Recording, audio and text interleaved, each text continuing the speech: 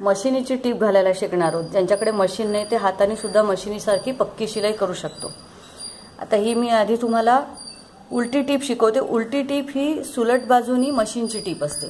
तर साधारण उलटी टीप जी एम्ब्रॉयडरीत वापरतात, नेहमी कपड्याच्या खालून घ्यायचं, म्हणजे तो गाठ तुम्हाला दिसणार नाही. आणि हे काढल्यानंतर थोडंसं अंतर घ्यायचं, आत सुई घालून जिथून धागा काढला होता तिथून परत बाहेर काढायची.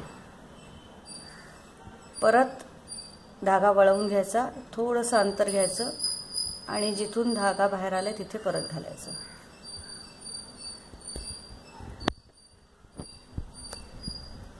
आणि सगळं अंतर एकसारखं असायला पाहिजे.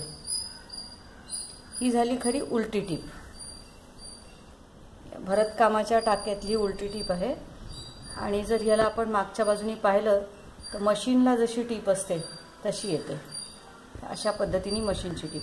पण आपल्याला जर हीच टीप सरळ बाजूने घालायची असेल तर त्याला करायची पद्धत थोडीशी वेगळी आहे. ती आता करून दाखवते तुम्हाला.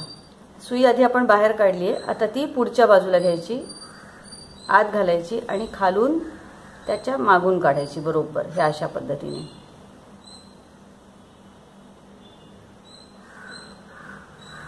आता ह्या जिथनं बाहेर निघाला होता तिथे परत घालायची आणि मागे घेऊन जायची.